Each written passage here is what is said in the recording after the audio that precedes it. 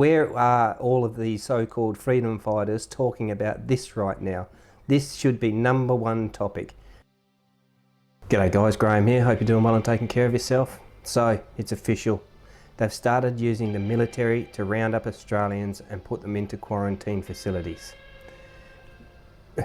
It's unbelievable, right? I mean, yeah, I just said that they are actually using the military to round up people that either have contracted COVID or close contacts and loading them into military trucks and transporting them off to quarantine facilities. It's happening right now in the Northern Territory. Now this crazy man, the Chief Health Officer up in the Northern Territory, Michael Gunner, is absolutely crazy guy.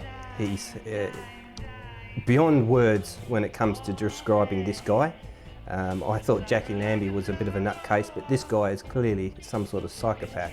Now essentially what's happened is there's been a supposed outbreak in the Aboriginal communities up there, and because this guy is Mr. Overkill, has hit the panic button, locked them all down into their homes with all the restrictions placed on them. Essentially their homes have become prisons, and he's contacted the Prime Minister and requested military forces and equipment to be dispatched so that he can round up these people and transport them to the quarantine facilities.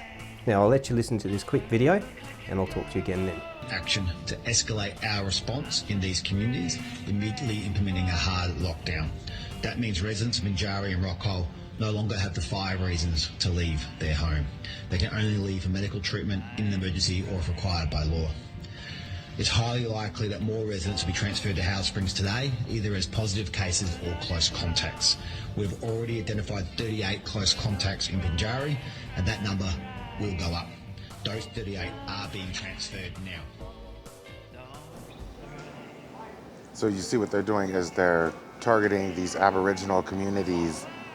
They're small communities and they're trying to take them out. They need our help right now. Everyone needs to share this immediately. The numbers in these Aboriginal groups are not that large that they could take this. They're just carting them off to jail and then they'll never be seen again. And then these Aboriginal communities will just disappear.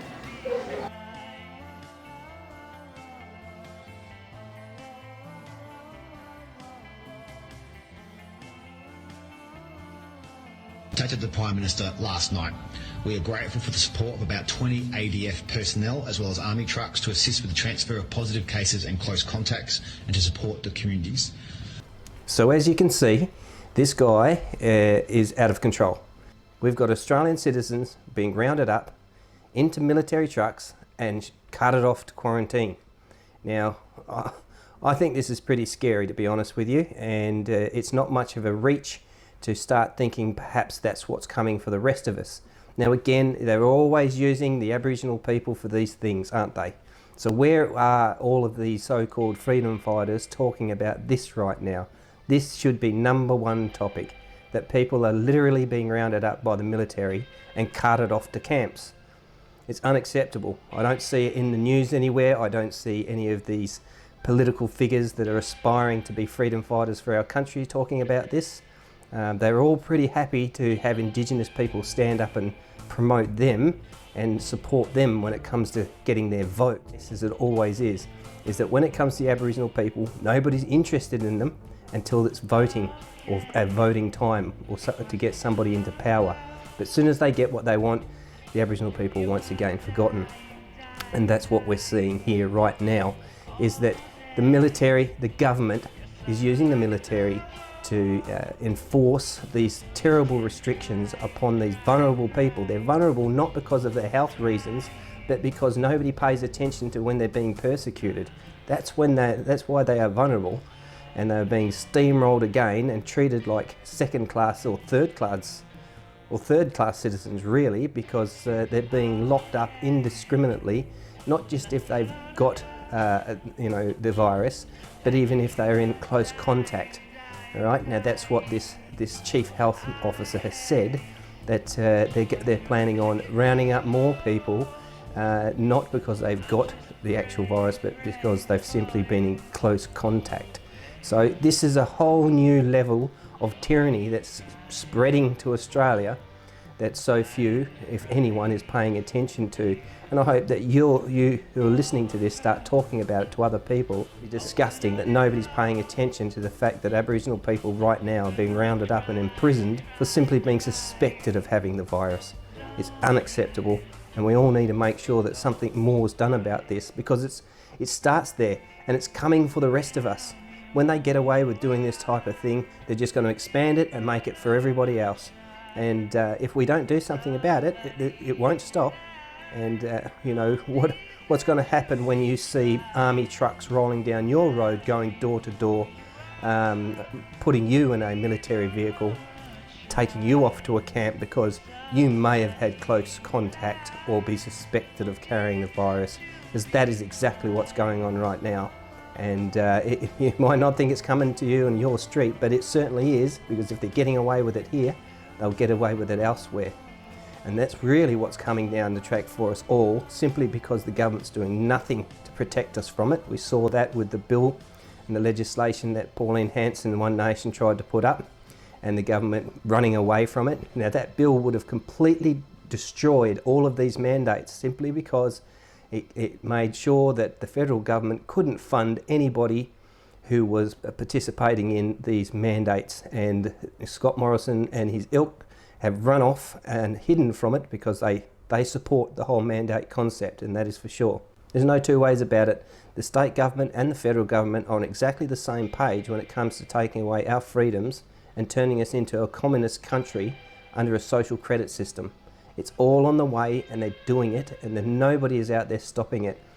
And even if you think that these smaller parties that are starting to unite and create some sort of ruffle in the feathers, they're out there taking care of themselves. They're just doing and saying things that are popular for everybody to make sure that they get elected, but at the end of the day, it's not going to change, and it's us that has to defend these freedoms.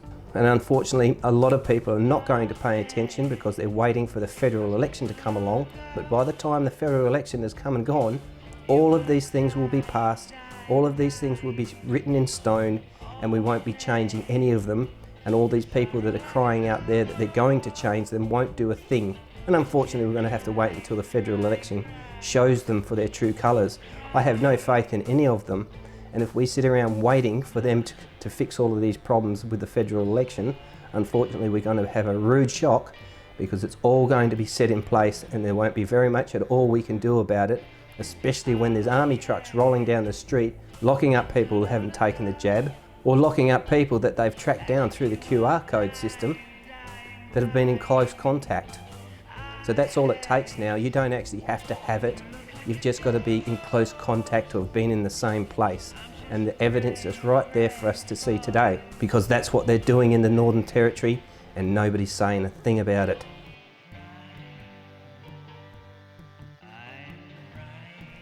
Solutions? Well, to me, the only solution to solve all of this is, one, that the protests need to be reclaimed in the name of the people, and that the signs and the chants and things that should be occurring is saying that I will not comply. I will not participate in this corrupt system, and I am not giving my vote to anybody. I am withholding it, and I am refusing to participate in it at all. And if I saw, you know, hundreds of thousands of Australians gathered and chanting, I will not participate, that would certainly make me a lot happier. But as it stands at the moment, these protests are being hijacked, I believe. In my view, they're being hijacked by political parties that are up and coming, and they are using the popularity they're using the unhappiness of people to increase their own popularity. These protests are being turned into nothing more than campaign rallies, and that's how I see it. I find it very disappointing when I see people who are rallying against the system and hoping to use a different branch of the establishment to bring down another part of the establishment. It just doesn't work. If you got your heart set on voting for one of these smaller parties, it's up to you. I refuse to participate myself, and I'd like to see more people refusing as well. It's the people that need the power, not some new set of politicians. It's like getting an old car and slapping a new coat of paint on it and pretending it's a new car. the system is broken, and these up and coming parties are just a new coat of paint on the old system. The system is completely interwound, and it's like a cobweb all threaded together, and if you pull one string out of the system, something else collapses, and this is why the whole mechanism has been created in this method, so that it can't be dismantled. If you just simply can't change things within it, because it just completely collapses and leaves us in a huge mess, and that's why people won't change it. So even though a politician will come in and say that they're good and righteous and they're going to do everything they can for the people, they're restricted by the system that they're operating in.